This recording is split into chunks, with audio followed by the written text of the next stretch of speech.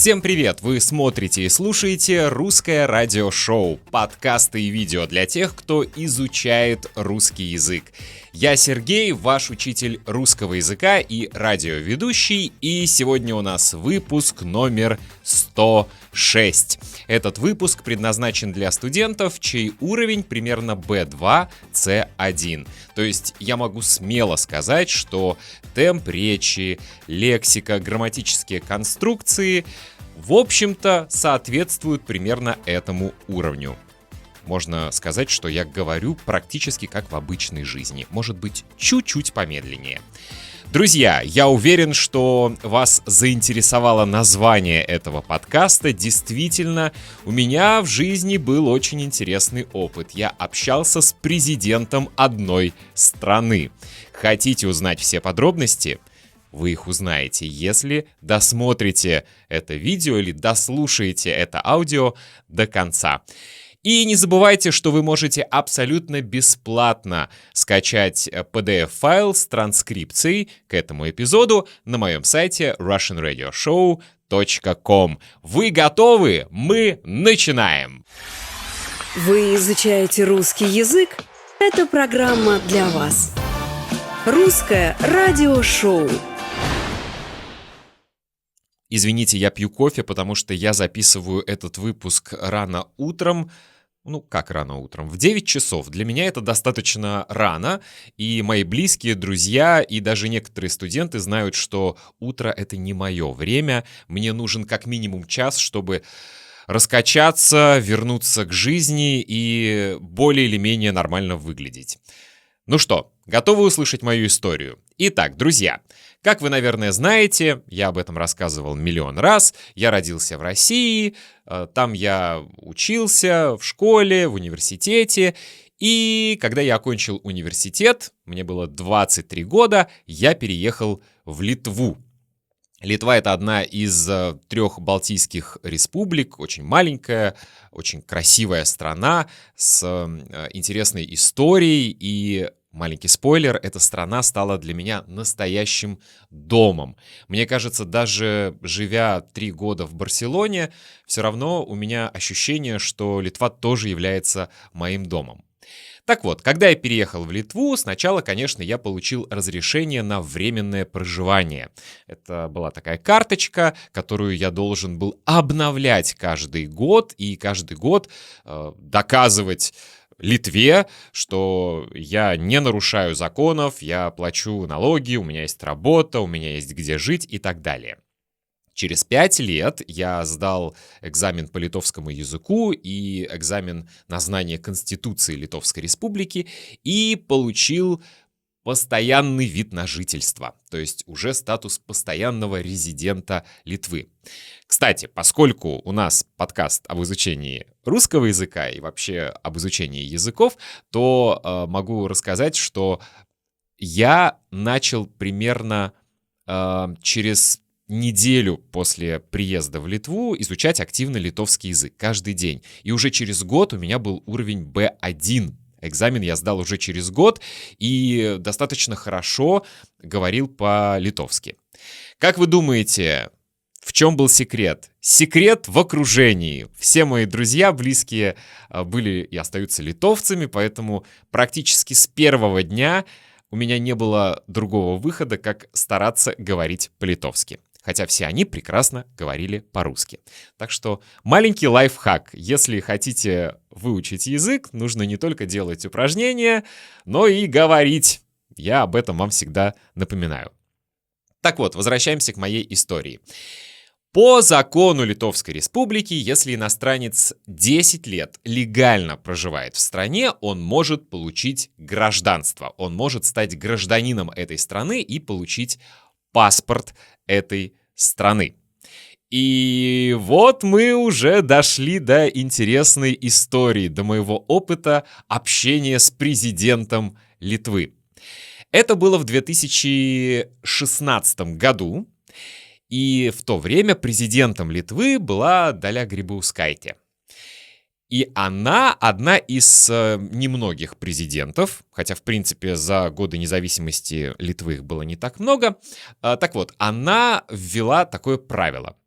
Все иностранцы, которые хотят путем натурализации, то есть прожив 10 лет, стать гражданами Литвы, должны лично с ней встретиться и пообщаться. Вот такое собеседование, друзья, представьте себе. В 2016 году я собрал все документы о своем легальном статусе, все свои сертификаты о знании литовского языка и Конституции Литвы, все свои налоговые декларации, заполнил кучу анкет, бланков и формуляров и подал документы на получение литовского гражданства.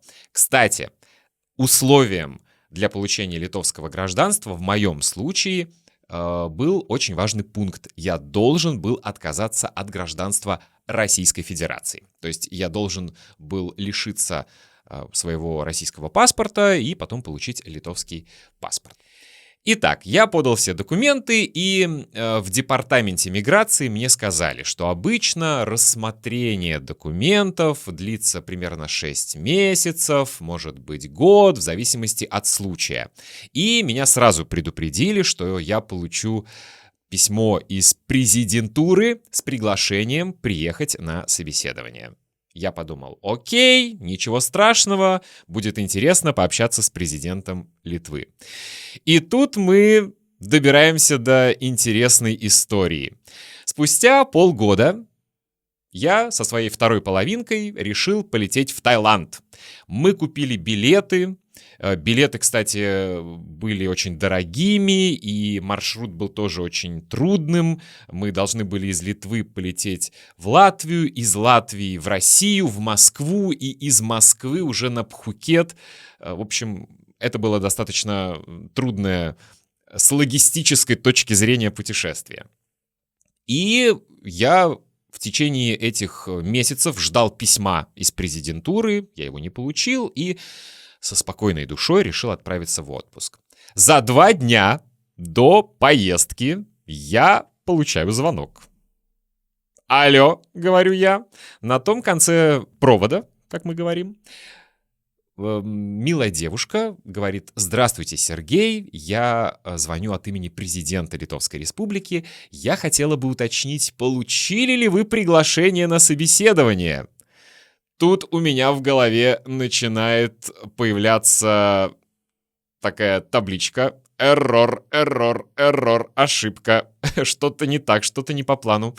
Я спрашиваю девушку: «А когда собеседование?» Милая девушка мне говорит: «Через 3 дня». Я начинаю думать, что же делать. У меня билеты в Таиланд, они стоили очень дорого, у нас все запланировано. Мы зарезервировали гостиницу, мы купили билеты из Пхукета в Бангкок. В общем, на 2 недели у нас уже все было запланировано, за все было заплачено. И отказываться от этого было бы очень больно для нашего кошелька. На что я милой девушке из президентуры говорю: «Вы меня извините, но я не получил никакого письма», что было правдой. Девушка сказала: «Иногда такое бывает, почта не всегда хорошо работает, но в любом случае мы через 3 дня вас ждем на встречу с президентом Литвы». Я, будучи деликатным, абсолютно не наглым человеком, решил, что есть ситуации, когда нужно сказать «нет». Я говорю: «Извините, пожалуйста, дело в том, что я не получил никакого письма, и у меня запланирован отпуск. А можно встречу с президентом Литвы перенести?» Как вы думаете, какой была реакция этой девушки? Она начала громко смеяться, причем так искренне, так заразительно. Она сказала: «Вы знаете, Сергей, за все годы моей работы в президентуре вы первый человек, который просит перенести встречу с президентом Литвы». Но она вошла в мое положение, очень хорошая фраза, она вошла в мое положение и сказала: «Сергей, без проблем, следующие встречи будут через 2 месяца, и мы можем просто вас перенести, и вы уже приедете через 2 месяца». Аллилуйя!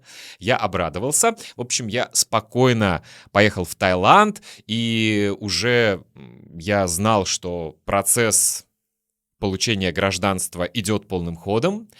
Через 2 месяца я уже получил приглашение. Почта в этот раз сработала хорошо. И отправился в Вильнюс, в столицу Литвы, в президентский дворец.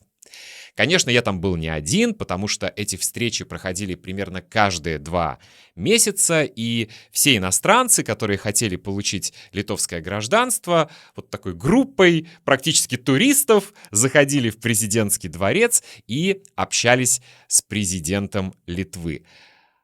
А что было дальше, я расскажу вам через несколько минут. Пока же, друзья, хочу напомнить вам еще раз, что вы можете абсолютно бесплатно скачать PDF-файл с полной транскрипцией к этому выпуску. И, кстати, надеюсь, вы заметили, что у меня, во-первых, новый сайт, во-вторых, теперь все транскрипции ко всем новым и старым выпускам вы можете скачать абсолютно бесплатно.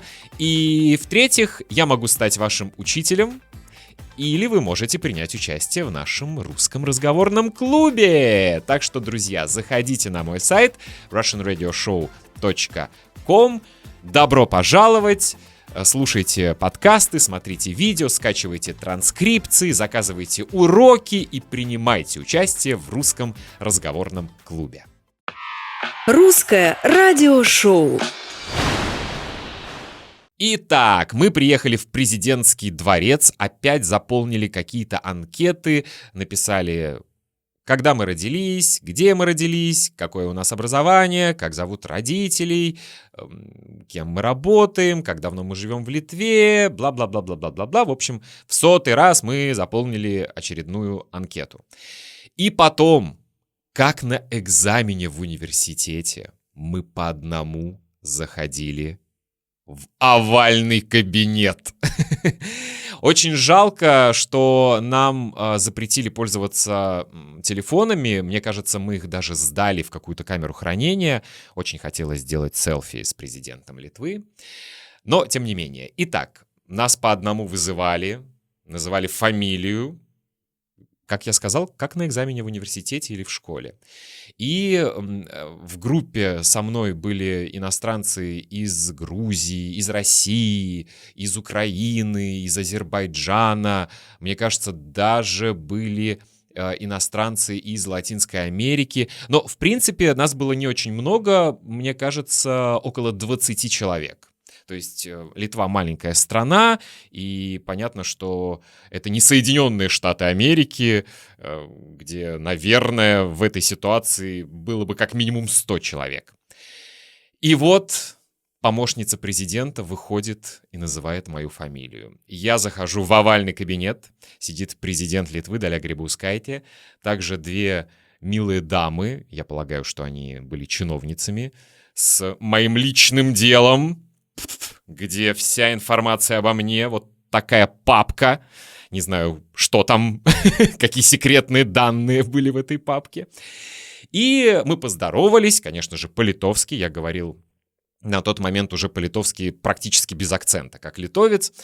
Она поздоровалась, встала, пожала мою руку, сказала: «Присаживайтесь, Сергей», спросила, откуда я. Я сказал, что я родился в России, в Калининграде. Она спросила, кто мои родители. Я сказал, что мои родители пенсионеры, но папа был моряком, ходил в море. Мама работала учительницей физкультуры, потом работала в разных других местах. Она спросила, кто я по образованию, какое у меня образование. Я сказал, что я филолог, преподаватель русского языка и литературы. Она спросила, где я работаю. На тот момент я работал на радио в Литве. Я сказал, что я радиоведущий. И напомнил ей, что она однажды приезжала на нашу радиостанцию, и мы даже встретились взглядом. Она пошутила, сказала: «Ну вы не выдавайте меня, что я у вас в гостях была». Интервью длилось буквально 2 минуты. И последними ее словами были: «Сергей, я вас поздравляю, вы станете гражданином Литовской Республики». Та-дам! В тот момент, конечно же, я испытал радость, потому что это, кстати, тоже очень интересный момент, очень интересный вопрос. Меня часто спрашивали, почему я решил стать гражданином Литвы, почему я отказался от гражданства Российской Федерации. Об этом я расскажу.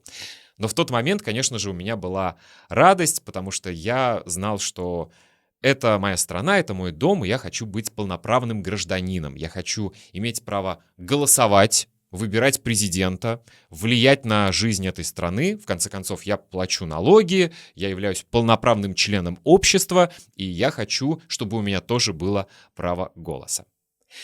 После этой встречи были определенные формальности, я окончательно вышел из российского гражданства, месяц я жил вообще без паспорта, то есть я уже не был гражданином России, но еще не стал гражданином Литвы. Потом была так называемая присяга. Я должен был опять приехать в Вильнюс в торжественной обстановке, я должен был принести присягу, то есть поклясться в верности, лояльности Литовской Республике. У меня, кстати, есть видео, и я думаю, что я его сейчас вам покажу, как это все происходило. Это было очень торжественно, это было очень красиво. И на следующий день после принесения присяги я отправился в так называемый паспортный стол и уже получил паспорт гражданина Литовской Республики. Вот такая интересная история. И да, когда это произошло, у меня, кстати, был другой влог. Я вел свой личный влог на YouTube. Вы можете погуглить Сергей Гриффитс. Найдете много интересной информации обо мне. И у меня даже было видео об этом, и я столкнулся с волной хейта, потому что все начали спрашивать, зачем я это сделал и так далее. Поэтому очень хочу пояснить свою точку зрения. Первое.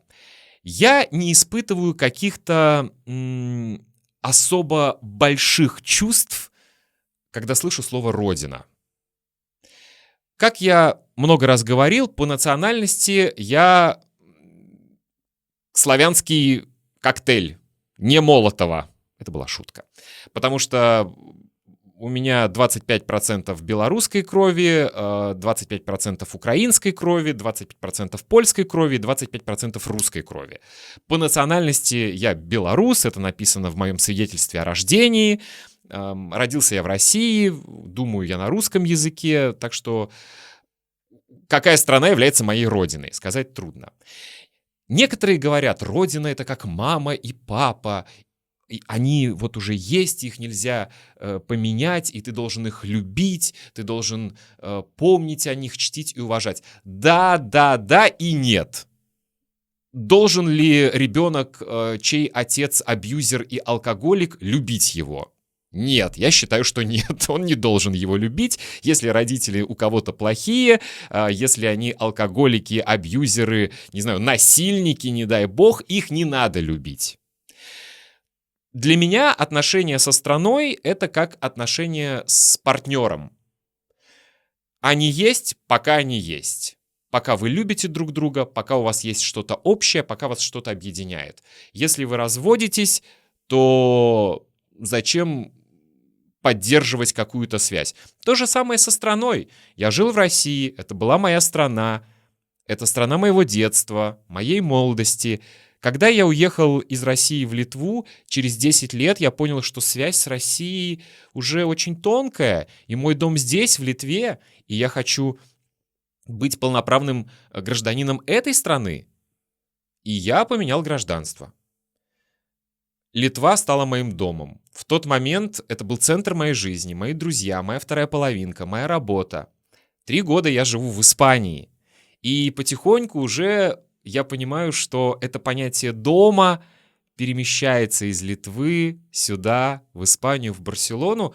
Поэтому, если я здесь останусь надолго и через 10 лет, например, пойму, что это мой дом, это моя страна, и я хочу здесь быть полноправным гражданином, я хочу здесь иметь право решать будущее моей страны, я, конечно же, поменяю гражданство, получу испанское гражданство, и мне придется отказаться, к сожалению, от литовского. Отношения между гражданином и страной — это договор. Это как отношения между мужем и женой, например, или мужем и мужем, женой и женой. Это договор. Вы вместе, вас объединяют многие вещи, вы живете в одном пространстве, и вы можете узаконить эти отношения. Но в какой-то момент вы понимаете, что вы стали, может быть, чужими, отдалились друг от друга, и зачем испытывать какие-то чувства и говорить, вот, это на всю жизнь. Нет, это уже не на всю жизнь. Поэтому я к этому отношусь достаточно легко и спокойно. Мой дом, там, где я сейчас, с кем я сейчас. Понятно, что это ощущение дома не приходит быстро, и пока, как я уже сказал, у меня пока ощущение, вот, что у меня 2 дома еще, Литва и Испания. Но я полагаю, что это ощущение со временем переместится в Испанию. А может быть, я перееду в Японию, а может быть, я перееду в Аргентину. Я не знаю, где будет мой дом. Друзья, вот такая история. Я хотел вам только рассказать об интервью с президентом, а рассказал обо всем. Надеюсь, что вам было интересно. Я жду ваших комментариев. Напишите, что вы думаете об этом. Может быть, вы тоже общались с президентом какой-то страны. Может быть, вы тоже переезжали, и у вас тоже менялось это ощущение дома. И, пожалуйста, напишите, мне очень-очень интересно узнать о вашем опыте. Или вы можете просто поставить лайк и написать «спасибо». Я буду рад получить этот комментарий от вас, и любой комментарий продвигает это видео на такой замечательной платформе, как YouTube. На сегодня все. Я Сергей, ваш учитель русского языка и радиоведущий. Где бы вы ни находились, где бы ни был ваш дом, на каком бы языке вы ни думали, какой бы паспорт у вас ни был, будьте счастливы, слушайте русское радиошоу и изучайте русский язык с удовольствием. Пока!